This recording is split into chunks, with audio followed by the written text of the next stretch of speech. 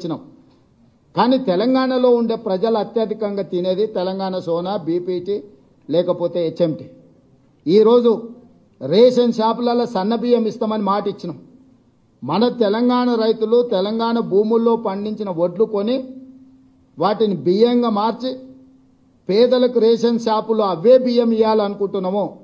ఈరోజు సంక్షేమ హాస్టళ్లలో SC, ST, BC, minority గురుకులాలు, కస్తూర్బా స్కూళ్ళు, ఏ ప్రభుత్వ పాఠశాలలలో భోజన పథకం అమలు జరుగుతుందో వాళ్ళందరూ కూడా సన్న బియ్యంతోనే భోజనం పెట్టాలి. అది తెలంగాణ నేల మీద పండిన పంటలతోనే వాళ్ళ కడుపు నింపాలన్న ఆలోచన చేస్తున్నాము.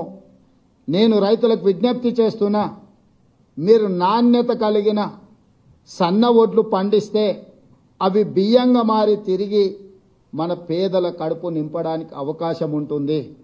ఈరోజు మీరు పండించే సన్న వడ్లు ఎఫ్సీఐకో ఇతర రాష్ట్రాలకో తరలించకుండా తెలంగాణ ప్రజలకే మళ్ళీ బియ్యం రూపంలో పేదలకే పంచాలనుకుంటున్నాం. కాబట్టి మీరు పండించే పంట మళ్ళీ మన వాళ్ళే భోజనం చేస్తారు. కాబట్టి దాని పట్ల కూడా తెలంగాణ రైతాంగం సన్నాలు పండించాల్సిందిగా నేను సూచన చేస్తున్నా.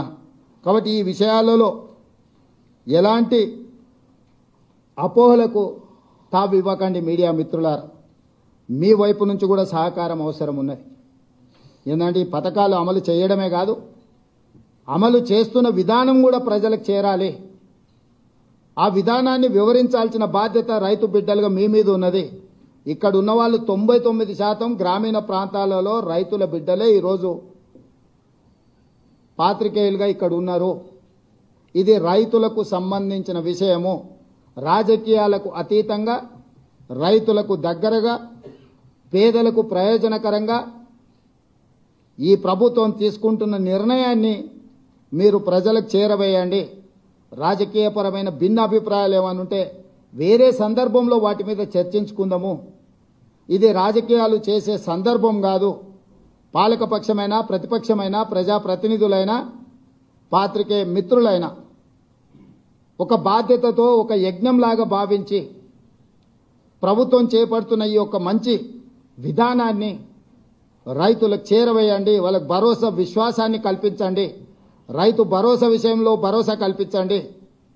బోనస్ విషయంలో వాళ్ళకు భరోసా కల్పించండి. ఈ ప్రభుత్వం రైతుల కోసమే ఉన్నది. వ్యవసాయం దండగ కాదు, వ్యవసాయం పండుగ చెయ్యాలి. చేసి చూపిస్తాం. ఇప్పటి వరకు చేసినాం, భవిష్యత్తులో కొనసాగిస్తాం.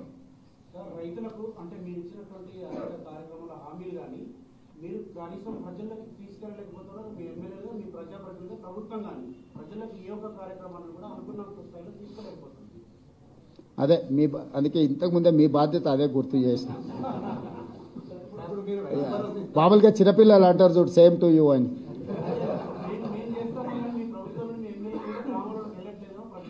అందుకే అడుగుతున్న మిత్రమా, వాళ్ళు చేసే ప్రయత్నం వాళ్ళు చేస్తారు. ఇప్పుడే కాళ్ళు చేతులు కూడా తీసుకుంటారు. ఎన్నికల సందర్భంగా అయిన గాయాలు మేము మంచి చేస్తే ఆటోమేటిక్గా మీరు చేరవేస్తారనే నమ్మకము, ఇవన్నీ కొంచెం రకరకాల ఇబ్బందులను తెచ్చిపెట్టినాయి. ఆ ఇబ్బందుల నుంచి బయటకు వచ్చి మీరు కూడా తలా ఓ చేయండి. ఎందుకంటే మరీ పేదోళ్ళు అయితే రేషన్ షాప్లో సన్నబియ్యం వస్తాయి. మీకు పొలాలు ఉన్న వాళ్ళు అయితే బోనస్ వస్తుంది. మీరు ఒకవేళ కౌలు రైతులు అయితే 500 రూపాయలు బోనస్ వస్తుంది. రైతు భరోసా వస్తుంది. సో ఇవన్నీ కూడా మనందరికీ ప్రయోజనం చేకూర్చే పథకాలు కాబట్టి మనందరం కూడా బాధ్యతతో ముందుకెళ్దాం. ఇవాళ ఒకరు చేసిండ్రు ఒకరు చేయలేదని మనం ఒకరి మీద ఒకరు ఆరోపణలు చేసుకునే కంటే మనందరం కలిసి